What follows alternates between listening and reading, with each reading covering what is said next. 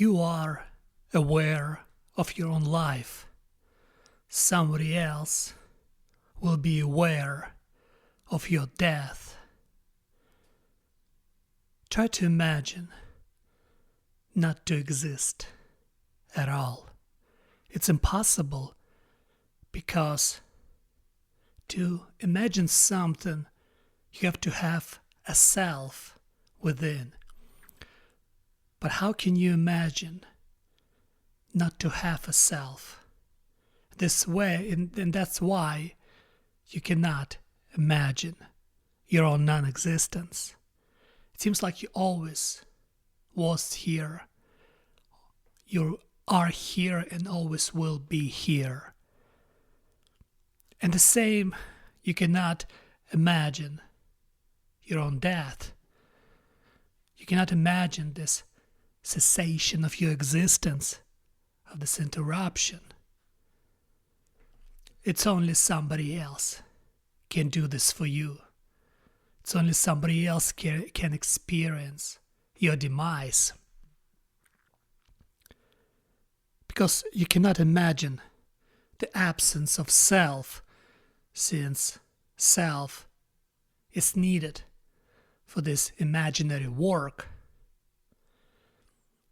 That's really tricky, because it's trick us into believing that maybe we will always exist and always existing, even before we were born. The same with the birth.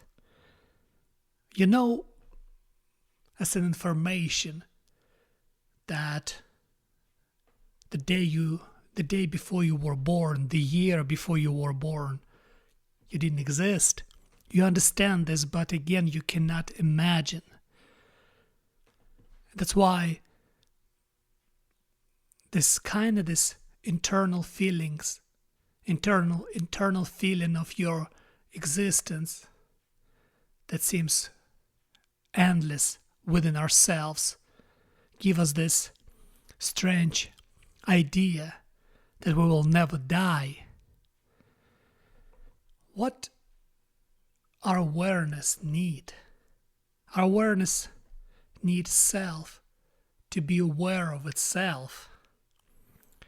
And to be aware of myself, I need a body, I need a shape, because my body gives me an opportunity to be aware of myself, and through this awareness of myself, I can be aware of the world around me. If I don't have awareness of myself, the world around me doesn't exist. Or if it exists in a very limited frame, in an only limited frame of the present, of the current present. But if I'm aware of myself, I can link my self-awareness to the awareness of the world, and slowly I become to understand the notion of time by observing changes in my environment. And with the notion of time, I can slowly trace the notion of death, the notion of my own mortality, through observation of mortalities of others. I see people die, and I assume one day I will die as well. I cannot trace my own demise, because for me my own demise doesn't exist. I cannot experience it, but I can see demise of other people. And this observation gives me this idea of my future death. But it's only possible if I'm self-aware of myself, because if I don't have ability of self-awareness with a certain amount of linguistic abilities to be able to describe myself, my own self-awareness, there's no way to understand notion of time, and therefore I cannot understand notion of death. That's why animals don't have notion of time. And since they don't have notion of time, they don't have notion of death.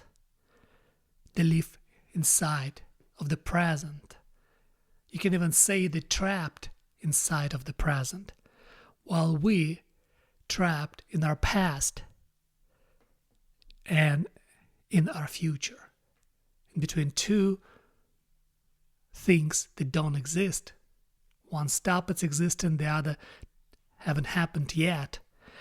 Because the problem with us, we refuse to see our present.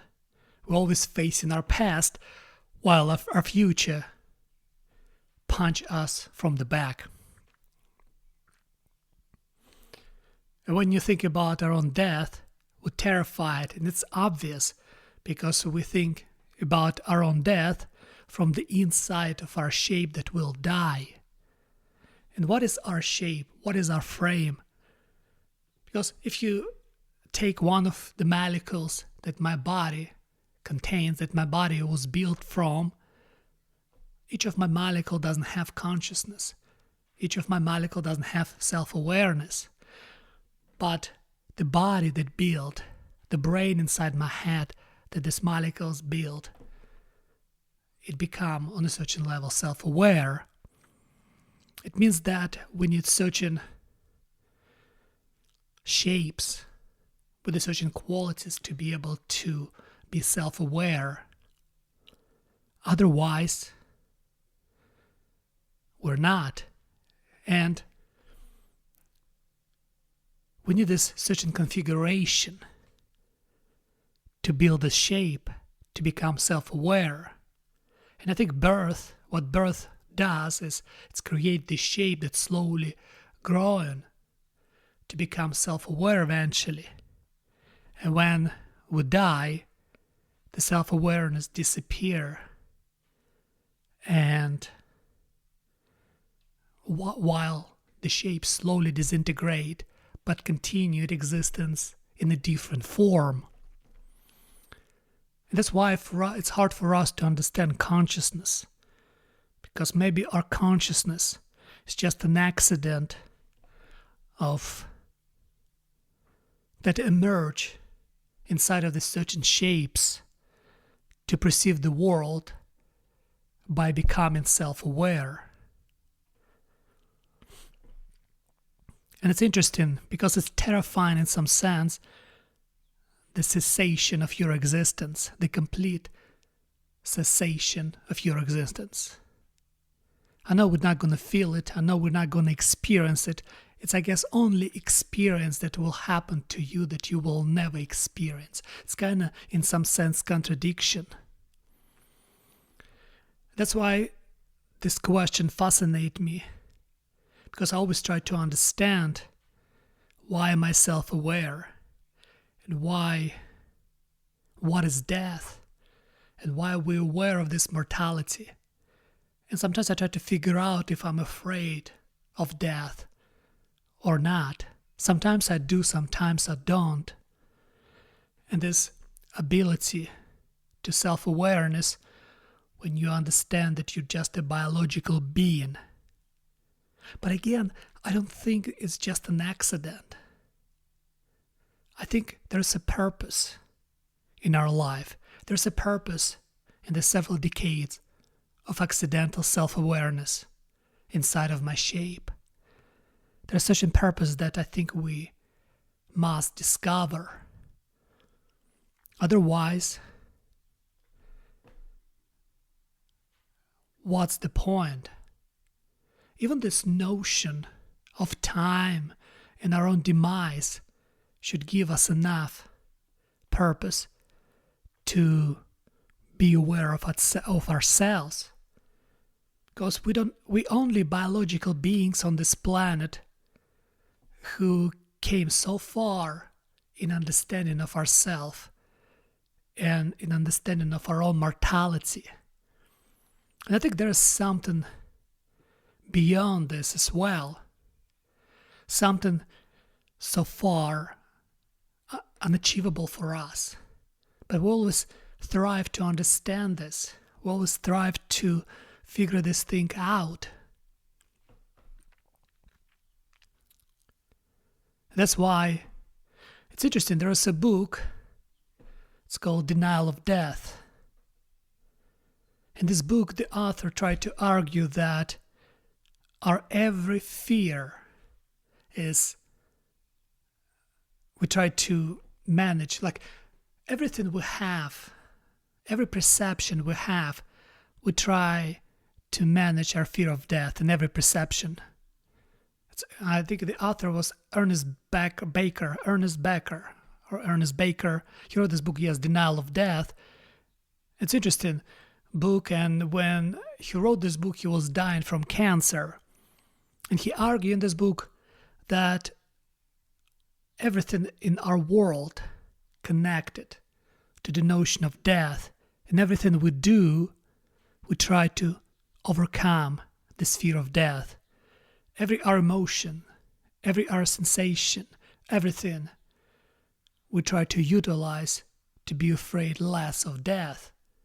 This makes sense in such things, because yes, once you realize that you're gonna die, it's kind of changed your life completely. Because I remember myself when I was young, I didn't afraid to die because death was something far ahead. But when you get older, when you get wiser, when you get more educated on this topic, you think about it from much more philosophical perspective.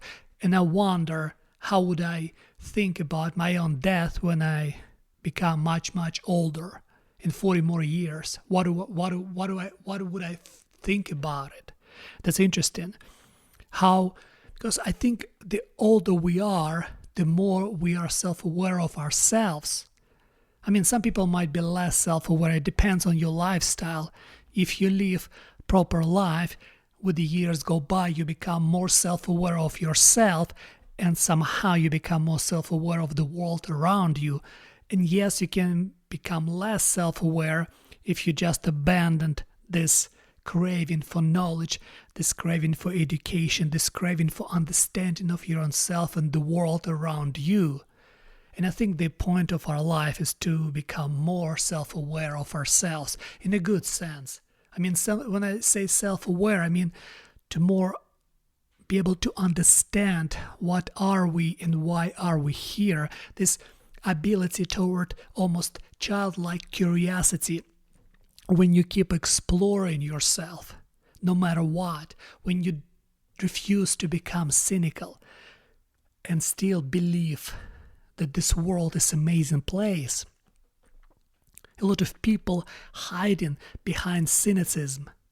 They're hiding behind this, and they're losing this ability to face the world from a childlike perspective, from a childlike ability to be surprised when discovering new things. And I think this is the most important idea, for me at least, to be self-aware, and through the self-awareness to be more aware of the world, to be more conscious, as much conscious as you can, like almost you are always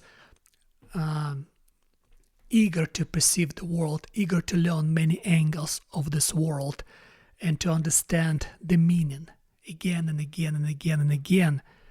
Because in some sense, we're practicing our life every day. Every day you practice your life. Every day you practice your self-awareness. And every day you practice of becoming yourself more and more and more and more until the day you die. But while you're alive, the best thing in this life is to preserve your curiosity of a child.